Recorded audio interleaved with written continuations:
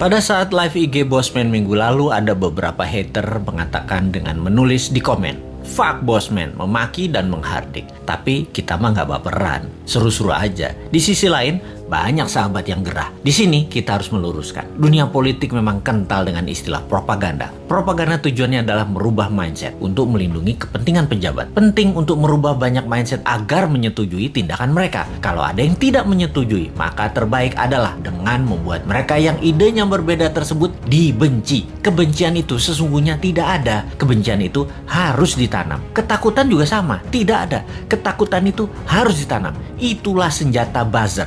Kebencian dan membuat ketakutan. Itulah tugas pelaksana propaganda yang dalam hal ini adalah mereka-mereka yang menamakan dirinya buzzer rupiah, yaitu mereka yang dibayar oleh pejabat untuk menyerang musuh-musuh politiknya. Tugas utama buzzer sekali lagi adalah mendengungkan kejelekan orang yang mengkritik tanpa solusi, tanpa niat memperbaiki. Sementara kaum Newman jelas niatnya memperbaiki bangsa yang utama. Gayanya nyeleneh, tujuannya untuk mendapat perhatian. Sekali lagi, nyeleneh, lucu, koplak, tajam kalimatnya, tujuannya satu, agar dapat perhatian. Tapi kalau mental pejabatnya tipis, ketakutan, insecure karena jabatannya takut hilang, telinga tipis, emosi tak bisa jaga dan tidak dewasa, kritik segar bersolusi dikirimkan para Newminder, bikin hidup pejabat gelisah dan sengsara. Makanya panik mereka, ditugaskanlah pasukan buzzer yang jumlahnya 20 ribuan untuk menjadi pelindungnya. Begitulah kalau pejabat terdiri dari orang-orang yang tidak beriman, berlindungnya pakai buzzer, bukan pada Allah. Menanamkan kebencian itu program mematikan lawan politik. Ada sih sebenarnya dalam buku putih propaganda yang banyak diajarkan di akademi-akademi militer. Newman itu sering mengkritik, namun selalu memberikan solusi. Lalu kesannya anti pemerintahan secara keseluruhan. Padahal hanya anti pada 2 orang pejabat doang. Karena dikesankan Newman saat ini anti pemerintah, maka Newman harus dipudarkan.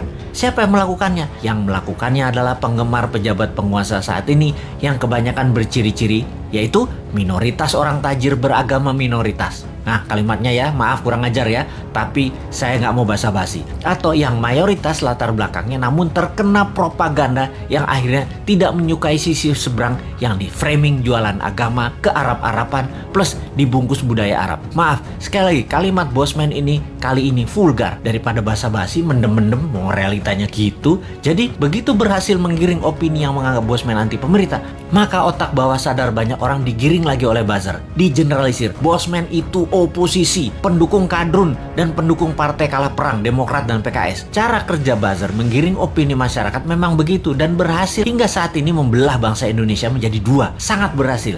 Namun efeknya sekali lagi membuat bangsa ini terus aja banyak konflik. Kalau Bosman mengajak diskusi yang beda pemahaman bernegara, tidak membuat belah negara ini jadi 2. Old mind, new mind, tidak membelah rakyat di bawah tetapi menjelaskan adanya otot pengetahuan lain atau muscle knowledge yang itu akan menambah dewasa banyak pihak. Sehubungan dengan old mind versus new mind dalam konsep bernegara, Bosman mengatakan berkali-kali, new mind adalah siapa saja yang menganut MMT ekonominya, nasionalis patriotis, tidak tergantung asing bernegaranya, pro-life, mendukung sustainability lingkungan dan membuat Indonesia menjadi negara superpower di ulang tahun kemerdekaan Indonesia yang ke-100 yaitu tahun 2045. Mereka adalah para new minder. Fenomena ini, incumbent dan oposisi, keduanya pernah menjabat 20 tahun terakhir. Terbukti tidak membawa Indonesia menjadi negara superpower. Makanya Newman bertanya, 24 tahun ke depan masih mau sama mereka lagi pola pikir dan pola tindaknya? Atau mau main baru pakai bernegaranya ala Newman? Inilah demokrasi. Kalau kalah Newman legowo juga, nggak muring-muring ngacak-ngacak demo-demo, nggak baper, basi itu mah. Buktikan saja di dalam kehidupan keseharian Newman. Kalau ternyata kaum Newman lebih makmur, lebih sehat, lebih bahagia, ya monggo diadopsi secara nasional. Kita masih asik-asik aja. Jadi misi bersama jangka pendek kaum Newman adalah mempromosikan konsep ini ke 250 juta saudara sebangsa dan setanah air. Jadikan bahan diskusi, rembukan secara masif, dan akhirnya kesempatan itu akan dibuktikan di kotak suara tahun 2024. Kalah menang bukan masalah, itu demokrasi. Pertanyaannya sekarang, bagaimana caranya 250 juta orang mengenal dan memahami konsep Newman dalam waktu cepat?